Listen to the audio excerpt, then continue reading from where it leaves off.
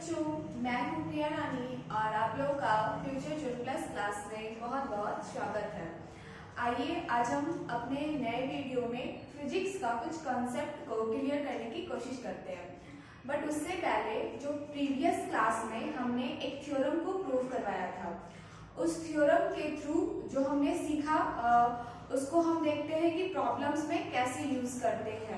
वैसे तो आप फिगर देखेंगे, अगर थ्योरम समझ गए हैं तो वो बहुत इजी वे में तुरंत से 1 मिनट भी नहीं लगेगा सॉल्व कर लेंगे, बट उसको हम आपको समझाने की कोशिश करते हैं। आइए देखिए, क्वेश्चन ले रखे हैं। ए सर्किल एक दिया हुआ है, सेंटर इसका O है और यहाँ पे B पॉइंट है, यहाँ D पॉइंट है, यहाँ A पॉइंट है। यहाँ फाइंड करना है X एंड Y। तो ध्यान से देखिएगा, X यहाँ है और Y यहाँ है, तो फाइंड करते हैं। और प्रीवियस क्लास में हम क्या पढ़ाए थे आपको एक बार रिकैप करा देते हैं। अगर किसी सर्कल में इस किसी भी आर्क के द्वारा, सपोज करते हैं ये आर्क हम A ले लेते हैं और ये B, तो ए बी आर्क हमेशा हम एंटी क्लॉकवाइज में लेते हैं।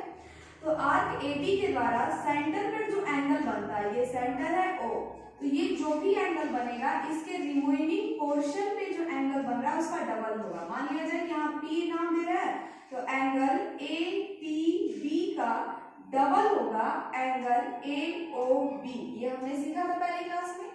और एक और थर्ड केस में देखे थे, किसी भी सर्कल में कोई अगर एक मेजर आर्क ले रहे हैं, सपोज कर लेते हैं फिगर जो हम बना रहे हैं इस तरीके से, जैसे यहाँ पे आपका बना हुआ भी दिख रहा है, ये सेंटर है, यहाँ पे पॉइंट B ले लिए, यहाँ पे पॉइंट D और यहाँ पे पॉइंट हम A ले लेते हैं।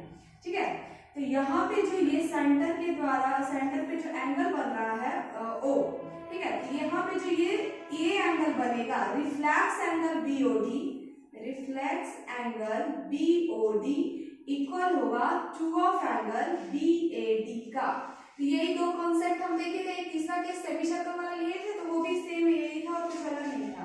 तो यही दो केस याद रखेंगे हम। बस याद इतना रखना है, किसी भी सर्कल में किसी भी आर्क के द्वारा जो सेंटर पे एंगल बन रहा, उसी सेम आर्क पे रिमेनिंग पोर्शन में कहीं भी एंगल बने उसका डबल होगा सेंटर पे। और यहाँ पे क्या याद रखेंगे, रिफ्लेक्स एंगल, क्योंकि इधर से जो एंगल BOD है तो उसको हम BOD बोलेंगे, पर इधर से बोलेंगे रिफ्लेक्स BOD। और ये पूरा जो होता है वो 360 होता है, वो भी आपको पता है। किसी भी पॉइंट पे किसी एंगल जो बनता है वो 360 डिग्री का होता है। अब आइए तो इसको हम सॉल्व करते हैं। ये आपको पिछले क्लास में याद होगा। अब देखिए, हम लोग पिछले क्लास में इसको कर चुके थे, प्रूफ भी करवा चुके थे बहुत इजी मेथड से। इसको देखिए अभी सॉल्व कैसे करते हैं। यहाँ देखिएगा, आपको ये दिख रहा है ABAD और इधर है O, ये आपको एक फिगर में दिख रहा है। ये सेम आपको ये फिगर दिख रहा है, डिट्टो वही फिगर दिख रहा है आपको।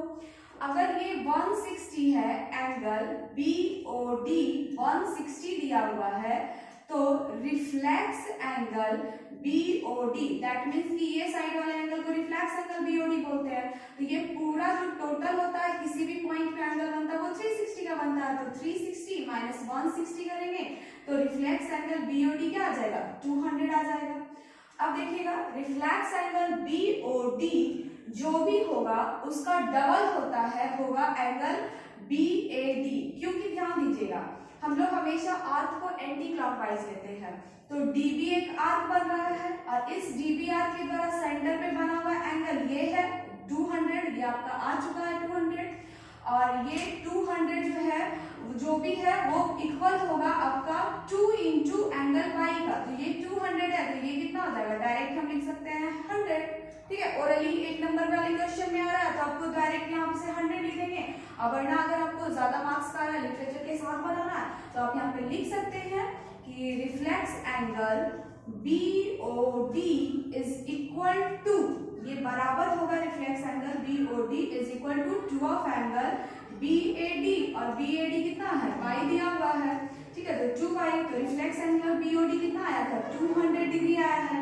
ठीक है, तो ये 200 डिग्री आया है, तो 200 इज इक्वल टू 2y, तो y इज इक्वल टू यहाँ से क्या हो जाएगा 200 डिवाइडेड बाई 2, तो ये 100। ये आप ऐसे भी लिख सकते हैं, लिख के बनाना हो तो ऐसे बना सकते हैं। अब यहाँ देखिएगा, इस फिगर, एक और फिगर को देखिएगा। अब फिर से हम, ये तो BD आर्क ले लिए थे, DB आर्क लेंगे हम लोग। अब ये वाला आर्क लेंगे तब हम इसको नाम देंगे बीडी आर्क। तो फिर से देखते हैं, डीबी आर्क के द्वारा ये बड़ा हुआ था बीओडी, तो डीओबी एंगल 160 है, तो इसका जस्ट हाफ ये हो जाएगा एंगल एक्स, तो ये 160 है, तो ये कितना आ जाएगा 80। आप इस तरीके से इसको लिख के भी बना सकते हैं। तो ये कल जो आपको कराए थे, आई होप आपको समझ में आ गया होगा प्रॉब्लम कैसे करते हैं। बस आप ये दोनों फिगर को याद रखिएगा, आपको तुरंत से बन जाएगा reflex angle BOD is equal to 2 angle A, और यहाँ पे angle AOB is equal to 2 angle B. बस अब आइए आगे आज हम क्लास 9 का फिजिक्स का एक कॉन्सेप्ट को समझने की कोशिश करते हैं। क्लास 9 का जो फर्स्ट चैप्टर है फिजिक्स का मोशन, मोशन में 3 इक्वेशन मिलता है आपको मोशन का। उस तीनों इक्वेशन के मोशन के तीनों इक्वेशन को हम आगे प्रॉब्लम जब न्यूमेरिकल बनाते हैं तो काफी ज्यादा यूज करते हैं। इनफैक्ट 11th क्लास तक में भी वही यूज करते हैं, आगे भी यूज करते हैं। तो फॉर्मूला तो यूज कर लेते हैं, फॉर्मूला याद कर लेते हैं, यूज कर लेते हैं, बट उसका डेरिवेशन भी एग्जाम में क्लास 9 में आता है। उस डेरिवेशन को इजी मेथड से हम आपको सिखाने की कोशिश करते हैं। बस ध्यान से वीडियो को देखते रहिएगा, ठीक है। इसको हम साफ कर दे रहे हैं। आइए देखिए, सबसे पहले हमको प्रूफ करना है 3 इक्वेशन प्रूफ करना है। उसमें आपका v is equal to u plus at, ठीक है, s is equal to ut plus half at square, और v square minus u square is equal to 2as, इन तीनों को प्रूव करना है। वैसे ये फर्स्ट वाला जो फॉर्मूला है v is equal to u plus at, ये हम एक्सेलरेशन के डिफिनीशन से ही प्रूफ कर लेते हैं, और बाकी ये दो जो इक्वेशन है मोशन का उसमें हम उसको यूज करते हैं और इसको प्रूफ करते हैं। मैं ग्राफिकली मेथड आपको प्रूफ करने के लिए बताऊंगी, इजी मेथड है। और बाकी u इनिशियल वेलोसिटी होता है, मतलब जो स्टार्टिंग में जिस वेलोसिटी में कोई बॉडी मूव करना स्टार्ट करता है तो उसकी वेलोसिटी को u बोलते हैं। जब वो लास्ट स्टॉप करने के पहले जिस वेलोसिटी में रहता है तो उसे फाइनल वेलोसिटी को v से रिप्रेजेंट करते हैं। एक्सेलरेशन को, ये एक्सेलरेशन बताती हूँ अभी क्या है, और t टाइम s डिस्टेंस। तो ये प्रूफ करने के पहले एक हमको जो कॉन्सेप्ट समझना है स्पीड टाइम ग्राफ में, उसके लिए ग्राफ प्लॉट किए हैं। जैसे कोई भी सम बनाने के पहले, मल्टीप्लिकेशन बनाने के पहले, सब्ट्रैक्शन बनाने के पहले बच्चों को टेबल याद कराया जाता है, काउंटिंग याद कराया जाता है, तभी तो जाके सम बना पाएंगे। जस्ट लाइक आपको ये प्रूफ कराने के पहले आपको हम स्पीड टाइम ग्राफ से एक चीज बताने वाले हैं, वो है क्या, distance is equal to area under the graph, area under the graph. अगर ये आप कॉन्सेप्ट समझ जाएंगे तो इसी को हम इसमें यूज करेंगे और बहुत जल्दी से प्रूव कर लेंगे। Distance is equal to area under the graph, ऐसा होता है, ठीक है। डिस्टेंस या बोले डिस्प्लेसमेंट भी, किसी किसी केस में आप देखते हैं जब कोई डायरेक्शन चेंज नहीं हो रहा होता है तो वहां पे डिस्टेंस और डिस्प्लेसमेंट सेम होता है, तो स्पीड और वेलोसिटी भी सेम होता है। तो यहाँ पे हम लोग वही कर रहे हैं कि कोई डायरेक्शन चेंज नहीं कर रहे हैं, इसलिए डिस्टेंस को डिस्प्लेसमेंट भी बोल सकते हैं, क्योंकि यहाँ पे डायरेक्शन चेंज नहीं होने की वजह से दोनों सेम रहेगा, स्पीड और वेलोसिटी भी सेम रहेगा। चलिए आगे आते हैं लोग। तो ये ग्राफ प्लॉट किए हैं, ध्यान से बस देखते जाइएगा। ये आपका स्पीड है और ये टाइम है। तो ये एक्स एक्सिस पे टाइम को रिप्रेजेंट कर रहे हैं, वाई एक्सिस पे स्पीड को रिप्रेजेंट कर रहे हैं, ठीक है। तो स्पीड और ये टाइम दिया हुआ है। अब यहाँ पे एक आपको ये जो लाइन दिखा रहा है वही ग्राफ शो कर रहा है, किसका, स्पीड और टाइम के ग्राफ का। ये लाइन एक स्ट्रेट लाइन में जा रही है, जाती हुई दिखाई दे रही है। दैट मीन्स कि टाइम तो आपका इंक्रीज कर रहा है, बट स्पीड इंक्रीज करता तो ये ऊपर जाता, अगर डिक्रीज करता तो नीचे आता, बट ये एक जगह कांस्टेंट है। दैट मीन्स कि ये जो ग्राफ प्लॉट है वो कांस्टेंट स्पीड का दिख रहा है, ठीक है। तो अब आगे बढ़ते हैं हम लोग। हम एक फॉर्मूला जानते हैं, बहुत पहले से जानते हैं, speed is equal to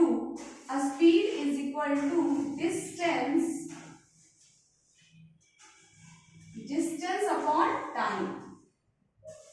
speed is equal to distance upon time. तो यहां से हम लिख सकते हैं distance is equal to speed into time, ठीक है। ये हम यहां से नोट कर लेंगे। अब देखिएगा इस फिगर में थोड़ा नेमिंग कर देते हैं, ए बी, इस पॉइंट को सी और इस पॉइंट को डी। तो एबीसीडी एक रेक्टेंगल दिख रहा है, एबीसीडी क्या दिख रहा है, रेक्टेंगल। और रेक्टेंगल दिख रहा है तो रेक्टेंगल का जो एरिया होता है वो होता है L इंटू बी। तो यहाँ पे अगर L इस एक्स एक्सिस को मानते हैं और B इस वाई एक्सिस को मानते हैं तो L क्या हो जाएगा, टाइम, और इंटू क्या हो जाएगा आपका स्पीड। तो यहाँ से वो मिल जाएगा टाइम और इंटू स्पीड। अब ध्यान से देखिएगा, डिस्टेंस इज इक्वल टू क्या लिखे हैं, स्पीड इंटू टाइम। तो दैट मीन्स कि टाइम इंटू स्पीड क्या दे रहा है, आपका डिस्टेंस दे रहा है। यहाँ देखिएगा एरिया अंडर द ग्राफ, तो area under the graph, graph ये प्लॉट एबी ग्राफ, ये प्लॉट ग्राफ है एबी, तो इसके नीचे का जो एरिया है वो किसका एरिया दिख रहा है, तो area of rectangle, area of rectangle. और ये सबको पता है L इंटू बी होता है, तो L अगर हम इसको मेजर कर रहे हैं तो ये क्या हो जाएगा, T2 माइनस T1, ठीक है।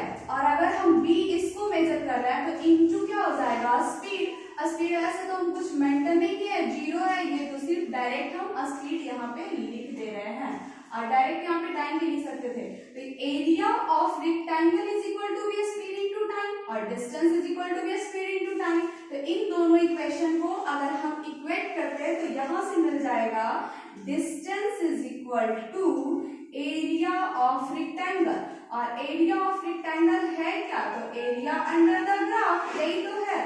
अगर ये चीज आपको समझ में आ गई है तो आगे जो कॉन्सेप्ट समझाएंगे बहुत इजी वे में आपको समझ में आ जाएगा, क्योंकि हम आगे यूज इसी को करेंगे, ठीक है। तो यही आपका यूज आएगा इन दोनों को प्रूफ करने के लिए। डिस्टेंस या फिर इसको डिस्प्लेसमेंट भी बोल सकते हैं, क्योंकि डिस्टेंस में अगर कोई डायरेक्शन चेंज नहीं होता है तो डिस्टेंस डिस्प्लेसमेंट सेम ही रहता है, ठीक है। तो इसमें हम डिस्प्लेसमेंट भी इसको बोल सकते हैं, displacement and distance is equal to area under the graph. इस ग्राफ से हम प्रूफ कर चुके हैं, इसको एज इट इज हम यहाँ पे यूज भी करेंगे, ठीक है। तो आइए हम देखते हैं। अब यहाँ देखिएगा, हम लोग को एक चीज और बता देते हैं इसके पहले। आपको जैसे कि कोई भी चीज प्रूफ करना है तो उसके पहले उसमें जो जो जरूरत आएगा उसको हम सीख लेंगे। जैसे कोई भी खाना बनाना होता है, कोई भी मैगी बनाना है, तो सपोज करें मैगी बनाना है तो मैगी के लिए क्या करते हैं, पहले ऐसा थोड़ी होता है कि चूल्हा पे सामान कढ़ाई चढ़ा देंगे, उसके बाद जाएंगे बाजार से मैगी लाने और उसके बाद उसमें जो भी वेजिटेबल्स इंग्रेडिएंट है वो लाएंगे, नहीं, पहले लाकर हम इकट्ठा कर लेते हैं, उसके बाद सेकेंड स्टेप में चूल्हा पे कढ़ाई चढ़ाते हैं, उसके बाद डालते जाते हैं। बस यहाँ पे भी वैसे ही करना है, पहले जो जो इंग्रेडिएंट की हम लोगों को जरूरत है वो पहले हम समझ लेते हैं, ले आके रख लेते हैं, उसके बाद बना लेंगे इजी वे में उसको यूज करके। तो एक तो ये यूज हो रहा था, इसलिए आपको ये सिखा दिए। यहाँ जो फर्स्ट इक्वेशन है वो एक्सेलरेशन के डिफिनीशन से ही प्रूफ हो जाएगा। एक्सेलरेशन का डिफिनीशन क्या होता है, the rate of change of velocity, the rate of change of velocity, the rate of change of velocity is called acceleration. आप लोग भी पढ़ रखे होंगे, एक्सेलरेशन को रिप्रेजेंट करते हैं स्मॉल ए से, rate of change of velocity. Velocity में जब भी कोई चेंज आएगा तभी एक्सेलरेशन प्रोड्यूस होगा, ठीक है। तो वेलोसिटी में चेंज आया, दैट मींस पहले वेलोसिटी कुछ और थी, अब वेलोसिटी कुछ और हो गई। तो हम सपोज कर लेते हैं पहले वेलोसिटी जो थी u थी और अब मेरा वेलोसिटी v हो गया। फिजिक्स में जैसे ही आपको द रेट वर्ड दिखे ना कहीं पे भी, तो कुछ नहीं करना, जो भी क्वांटिटी है उसको डिवाइड कर देना टाइम से, सिंपल, ठीक है। तो a is equal to rate, the rate का मतलब जो भी ऊपर में आएगा उसको टाइम से डिवाइड कर देना है, ठीक है। टाइम हम t ले लेते हैं, स्मॉल t, और चेंज ऑफ वेलोसिटी, वेलोसिटी में चेंज हुआ तो पहले वेलोसिटी मेरी मान लेते हैं u है और फाइनल वेलोसिटी मान लेते हैं v है, तो a is equal to v minus u divided by t। तो यहाँ से हम इसको क्रॉस मल्टीप्लिकेशन कर देंगे तो at बराबर क्या आ जाएगा, v माइनस यू, और यहाँ से हम v को इधर ही छोड़ देते हैं, u इधर नेगेटिव इधर पॉजिटिव आएगा तो u प्लस at, ठीक है। तो ये आपका ऑलरेडी फर्स्ट फार्मूला एक्सेलरेशन के डिफिनीशन से इंप्रूव हो जाता है, इसको हम लोग सेकंड और थर्ड को यूज करेंगे। तो मेरा फर्स्ट इंग्रेडिएंट ये मिल गया और सेकंड इंग्रेडिएंट ये मिल गया। अब चलते हैं इन दोनों को हम प्रूफ करने के लिए, और इन दोनों इंग्रेडिएंट को क्या करेंगे, यूज करेंगे। तो ये आप समझ लिए होंगे, उम्मीद करते हैं ऐसा। चलिए इसको भी आपको बहुत जल्दी से समझाएंगे, बहुत अच्छे से, ध्यान से बस देखते रहिएगा। यहाँ देखिएगा, पहले प्रूफ करना है एस फिजिकल, कोई भी जैसे भी आप जल्दी से कोई भी प्रूफ कर सकते हैं। तो सबसे पहले हम क्या करते हैं, चलिए इस second equation s is equal to ut plus half at square को प्रूफ करते हैं। देखिए दोनों इक्वेशन हम इसी ग्राफ दोनों मेथड आपको याद रहेगा, इजी वे में आप कर लोगे, एग्जाम में आता है। डेरिवेशन प्रूव करने के लिए इस तीनों को बोलते हैं इक्वेशन ऑफ मोशन, और उसको प्रॉब्लम में यूज करते जाते। 9th क्लास के बाद जितने भी क्लास में फिजिक्स पढ़ो आप, सब में आप इसको यूज करोगे। तो आइए देखते हैं। अब यहाँ से पहले इंग्रेडिएंट को हम उठा के यहाँ पे रख लेते हैं, ठीक है।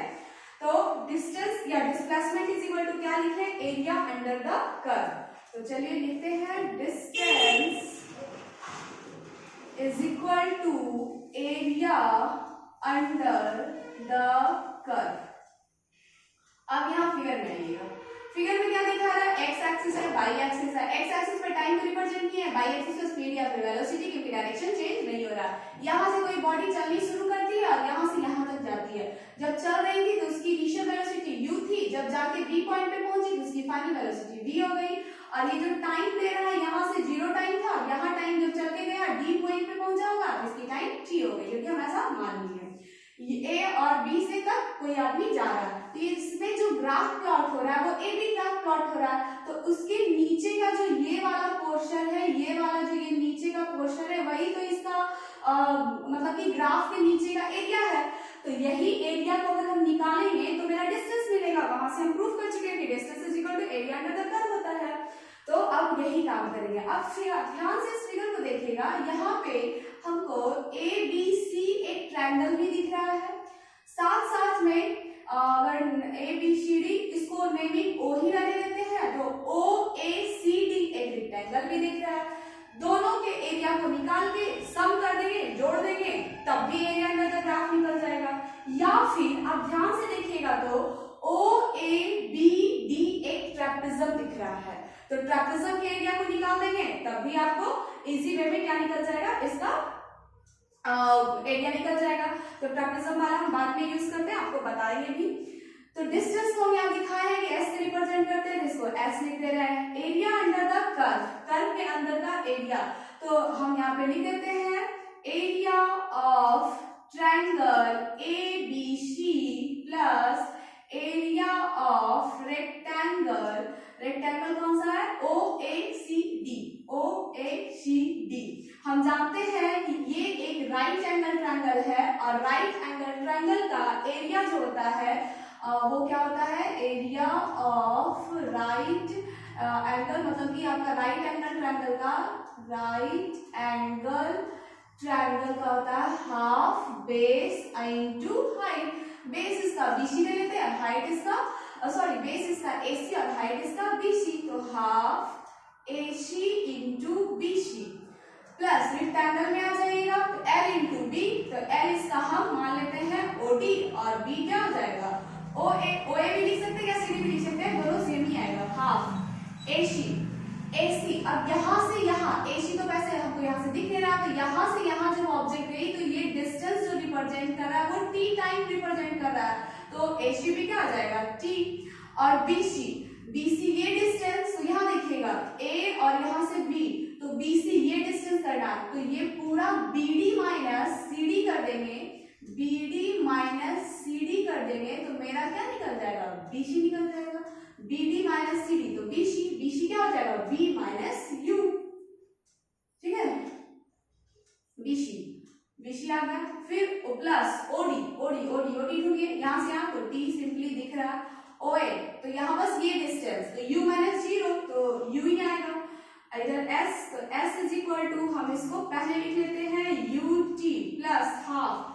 अब देखिएगा एक ये हम पहले से ऑलरेडी प्रूफ कर चुके हैं, तो v minus u into t is equal to क्या लिख सकते हैं, यहाँ से देखिएगा क्या लिख सकते हैं, v माइनस यू के जगह पे हम इसको इक्वेशन फर्स्ट अगर मान लेते हैं तो यहाँ पे लिख देंगे v माइनस यू के जगह पे 80 लिख देते हैं, तो 80 पहले से है और 80 हम 80 लेके आए और इसको तो पहले लिख चुके हैं, यहाँ पे लिख देंगे यूजिंग इक्वेशन फर्स्ट, और कुछ नहीं करेंगे। तो यहाँ देखिएगा s is equal to u t plus half a t square, कितना सिंपल में आ गया, बस कुछ नहीं करना है, एक इंग्रेडिएंट को उठा के ये रखना है, ये तो आपको याद रहेगा, आपको ये प्रूफ नहीं करना है एग्जाम में, ये भी आपको याद रहेगा, ये भी आप वहां पे ये कर लोगे तो बेटर रहेगा, क्योंकि इसको इक्वेशन फर्स्ट को हम यूज कर रहे हैं यहाँ पे, और ये तो डायरेक्ट आप लिख दोगे, हमने तो ये आपको समझाने के लिए किया, बस कुछ नहीं करना है, एक बार area of triangle plus area of rectangle दोनों को जोड़ देंगे और फर्स्ट इक्वेशन को यूज कर लेंगे, हो गया, बस 3 स्टेप में खत्म, पहला हो चुका है। ठीक है, अब हम आते हैं ये लास्ट जो है मेरा B square minus u square is equal to 2as, इसको प्रूव करते हैं। तो इसको प्रूव करने के लिए इसको हमको साफ करना पड़ेगा। ठीक है, ये दोनों इंग्रेडिएंट तो रहना ही चाहिए क्योंकि वो जरूरत आएगा, इसे रहने देते हैं। तो ये आई होप आप समझ गए होंगे, तो इसको हम साफ कर देते हैं, इसको हम प्रूव करवा चुके हैं। अब सेकेंड आपको करना है क्या, फिर से इंग्रेडिएंट ये भी यूज होगा, ये भी यूज होगा, बस तरीका दूसरा बदल जाएगा और तरीका बदलेंगे तो ये ऑटोमेटिकली प्रूव हो जाएगा। Distance is equal to area under the graph. ठीक है, जो ग्राफ ऊपर प्लॉटेड है। अब बताए थे कि ओ देखिएगा AODB एक हमको ट्रेपेजम दिख रहा है। ठीक है, आपको बता देते हैं ट्रेपेजम किसको बोलते हैं। ट्रेपेजम इज क्वाड्रिलेटरल, एक क्वाड्रिलेटरल है। क्वाड्रिलेटरल किसको बोले, 4 लाइन से कोई भी फिगर बना तो 4 स्ट्रेट लाइन से वो एक क्वाड्रिलेटरल बन जाएगा। तो trapezium is quadrilateral which have exactly one parallel opposite side, मतलब एग्जैक्टली ट्रेपेजम एक क्वाड्रिलेटरल है और उसमें आपको एक पेयर मिलना चाहिए या फिर एक ऐसा अपोजिट साइड जो आपस में one pair of opposite sides are parallel. ठीक है, तो one opposite sides are parallel, तो इसको नेमिंग करते हैं ABCD। यहाँ पे देखिए हम AB पैरेलल टू CD दिखा दिए हैं और AD नॉन पैरेलल भी हो सकता है, नॉन पैरेलल होगा AD और BC, बट AD और BC इक्वल जब हो जाएगा तब उसको आइसोस्केलस ट्रेपेजम कहते हैं। तो फिलहाल ट्रेपेजम किसको बोल रहे हैं, एनी क्वाड्रिलेटरल, कोई भी क्वाड्रिलेटरल हो that have exactly one opposite pair are parallel, बस यहाँ ये OA।